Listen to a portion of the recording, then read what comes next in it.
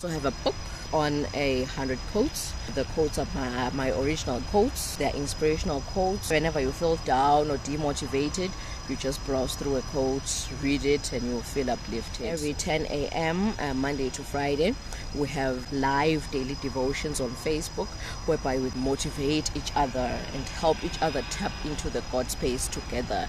Whatever is done by more than one person is more powerful than what is done by the person on his or her own, right? Today we're going to talk about the ego. I've been talking about ego this, ego that. What is this chick talking about? Ego are just your principles. Whatever information you've gathered consciously, your likes, your dislikes, your beliefs, your preferences, to serve yourself, to make yourself comfortable, to make this vessel comfortable on this plane.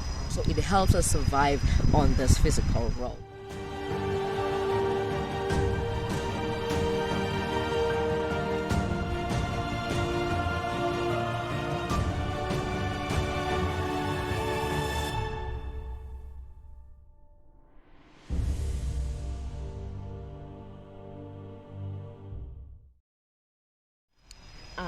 Hello elements, I hope you guys are good. It's a Friday once again and we're back at the park. Woohoo! So update, month end January, we didn't make much on pizza sales, but then I feel like it will be enough to feed the family. Update 2 on earrings. Today I'm wearing myself. Also have a necklace now. Ooh, so it's a set. It goes together. I've tried something different. See, matchy. I thought it was cute, a little bit cute, but I'm still going to diversify, try new things, combine this and that. If you want to help us feed the vulnerable, you can go donate on Patreon, subscribe or donate once off, is just up to you. Link down below. Help us eradicate poverty. Let's eradicate poverty together, because taxes are of no good use. It's been established, right? So we also have a book on 100 quotes.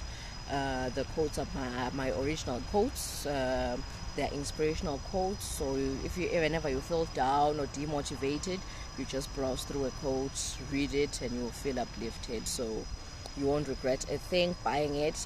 Please do follow the link down below to check out. Right. So every morning, every 10 a.m. Monday to Friday, we have daily devotions, live daily devotions on Facebook, whereby we come together to raise frequency and pray for a good day and motivate each other and help each other tap into the God space together.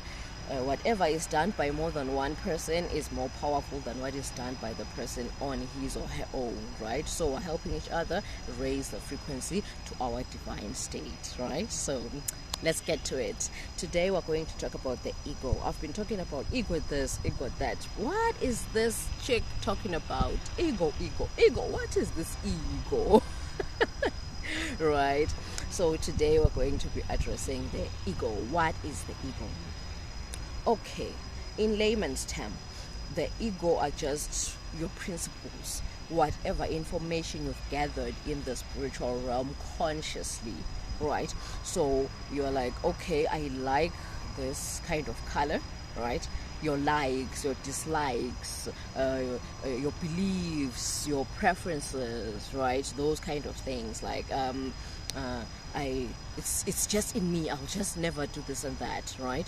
I believe this is right, this is wrong, right? I like this, I dislike that. I'd never do this. What you describe yourself to be, what you consciously gathered in this realm, consciously, on purpose, to serve yourself, to make yourself comfortable, to make this vessel comfortable on this plane, right? So that's what the ego is. It's not something you're born with. It's something that happens and is determined by your environment, where you live. For example, I live in Africa and somebody lives in Europe. We will not like the same kind of food, right?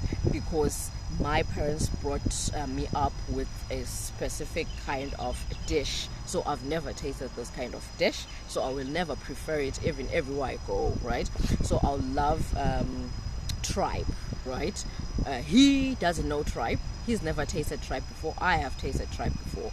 He knows mac and cheese. I've never tasted mac and cheese before. So when a menu is put before us, the best thing I know in this life is tripe, right? And the best thing he's ever tasted in this life is mac and cheese. So obviously he's going to opt for the mac and cheese compared to the tripe, unless he tries it. If he tries it and he likes it, again the ego is formatted, right? So now his environment has propelled him into being exposed to tribe, right? It wasn't his wisdom or his natural instinct to know and eat tribe, right? He had to travel to a place where tribe is served for him to know tribe. So it's an environment factor, it's an environmental factor, right? So whatever happens in this physical realm, whatever happens consciously, it wasn't a natural phenomenon, it was a conscious phenomenon.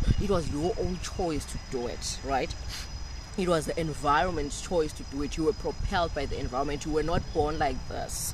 It's not in your divine state to do this thing like that, right? So that's what builds up the ego. For example, I live in a high-tech world. Not having a phone is just out of this world. It's weird. It doesn't look right, right? And then somebody born around a place where there are just trees everywhere. So a place without trees feels weird and abnormal to them, right? That is not a spiritual or divine or natural occurrence. It's just where you're placed. It's an environmental factor leading your ego into thinking that a place without trees is abnormal, or somebody without a phone is weird, right? It's an environmental factor. So that's what an ego is. So an ego helps us cope in this life, because you will know what you want and you know what you will not want. You know what you do, you know what is dangerous and what isn't, you know what is right and what is wrong. So it helps us survive on this physical realm, right? Everything has its goods and bad sides, right? So it's a good thing to have an ego, because it helps you cope, right, and survive in this realm, right? An ego is not an instinct, right? An instinct is that God-given feeling that you have towards danger. You've never been told that this thing is dangerous, and you've never seen it being of danger to anybody. But every time you look at it, you just have that cringy feeling in your body, right? That's an instinctive reaction. Yet an egocentric or egoic I don't know if there's egoic an egoic reaction towards this thing is, I've seen my friend going through this thing and the results were not conducive, or I've been through this thing and it didn't end well, right? That's the ego talking from experience, talking from seeing. Yet the instinct is just something you just feel. You've never felt it before. You're just shocked. What is happening? Why am I feeling this? I don't even those feelings you cannot explain, which are trying to warn you or draw you towards something. That's an instinct. It's an opposite of the ego, right? So an ego can help save you in things that maybe your instincts are not channeled to detect. So your ego, which is your experience, can help you maneuver this life safely, this physical realm safely in that manner. And it protects your feelings against adverse impacts. It protects you from a lot of things. It protects you, it puts you in place. It's a companion, really. It's your navigator in this life. Without it, you are just lost. Let me just put it like that. That's the ego. But at the same time, the very same ego that is your navigator can misdirect you in this life. For example, when you get into a relationship, right, you come with your beliefs, your philosophies, your likes and dislikes into this and into this person's life, right? This person is also coming with their beliefs, superstitions, philosophies, and all that into your life. Now you are coming together from different backgrounds. I am talking about this in one of my videos, the union, that were not brought up by the same family, so we're bound to clash, right? That's the ego. That's the ego. So if you come together, you guys have to strip the ego away and start having a unified ego. Have an ego whereby you sit with your partner and be like, okay, this is what I believe is. What do you believe? And then your partner be like, this is what I believe is. And then you bring these things together to formulate one thing that connects like a jigsaw puzzle. It might be not of this world, you might have not heard of it, but it works for you. So you remove what you have come with and connect what your partner comes with. Together this connection creates one thing which works for both of you guys, right? Which is one ego. That's what a unity is. Coming together to create a unique puzzle or a unique chain, a unique formulation, right? Exactly. So that's where an ego is dangerous. And an ego can also be dangerous when you are taking a spiritual path, a spiritual journey, a spiritual awakening, because you get information and revelations of things that are not of this world, things people have never perceived and things you've never perceived yourself, right? So you'll be like, oh my god, am I going crazy?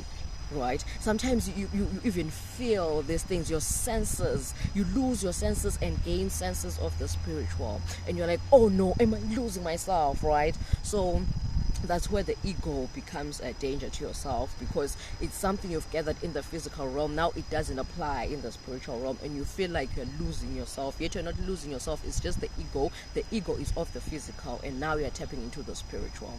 So most people, even myself included, I sometimes say, if you want to get into the spiritual realm, lose your ego. The answer is really never really lose your ego. Just leave it here. Whenever going to the spiritual realm, just leave it on the on the physical plane, and then go mingle in the spiritual realm. Leave it in the physical realm, go mingle in the spiritual realm. But sometimes most of these ego layers need to be shed, need to be lost completely. Like believing that you are this body, this physical body. You need to forget about that, because you are not that body. This is just a container, something that is containing your divine self, your what they call your soul, right?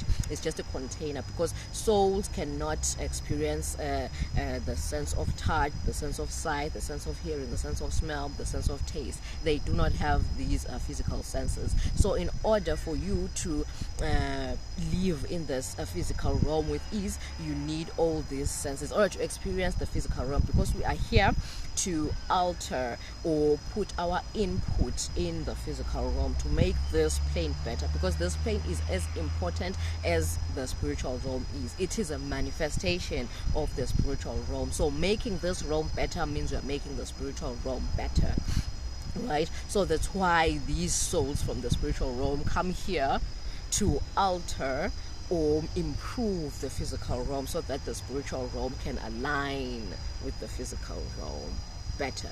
So you need the vessel to do that. You cannot live here as a soul. So with that being said, the ego is as important as your soul is, right? So you need to you don't need to 100% identify with this vessel. Take care of this vessel, because it's a container containing this soul thing, right? So whatever this vessel is represents the soul. This is a representation of your soul. So if it portrays itself as horrible, it means that the soul is perceived as horrible, right? So take care of this, so that your internal person, your soul, can be perceived like wise, right? So that's where the ego is of danger to the human race, and maybe other species too, but I haven't really tapped into that. I've just tapped into humanity. So yeah, the ego can even get to a point whereby it kills you if you take up the spiritual journey and you still identify yourself with this physical realm, because it will not balance. You will get a bit confused that what is happening now. I thought I was supposed to feel this, like what happened to my skin? What has happened to my sense of smell? Why am I smelling things? Why am I smelling, for example, why am I smelling sulfur? Where is the sulfur? There's no sulfur here. Like, you look around, you can't smell sulfur. Sometimes you're cooking and your sense of smell just shut off. You can't smell whatever you're cooking, right? Because now it's highly possible that you've tapped into the spiritual realm by mistake. Now you are there, you can't smell what's here. But then that's a story for another day. I'm just trying to show that the ego, when you are pursuing a spiritual journey, can be a problem. The ego, when you are pursuing a relationship with another soul, in fact, it's not another soul per se, because the soul is one. Okay, we'll talk about the soul in another video, but just to summarize a bit, the soul is just one divine state, which most people call God, which has divided itself into trees, animals, this and that, right? Human beings. So it means that you are dating yourself, but your other self has a different view and perspective on life. We are dating another perception of yourself, right? So it's just a summary. So yes, that's what I'm trying to say, that if you are dating another perception of yourself, you will not have the same perspective and views on life, so you are bound to clash. The best thing to do is for you both to strip away your egos and do this life thing together in one unified, unique ego that it has been tailor-made by you guys for yourselves, and you are mutually content with what has been formed, right? So that's what I was here to say, elements, that an ego is just that thing that you've gathered in the physical realm consciously. Nobody has actually fed you except the environment. Maybe the environment has fed it to you, but mostly it's your preferences and decisions, right? It really is a good thing, because it will help you maneuver this life thing, but it can be also dangerous if you are completely identified with it, because you will not have healthy relationships with both your soul and your soul mate. Pun. Anyway, love you, elements. Good day.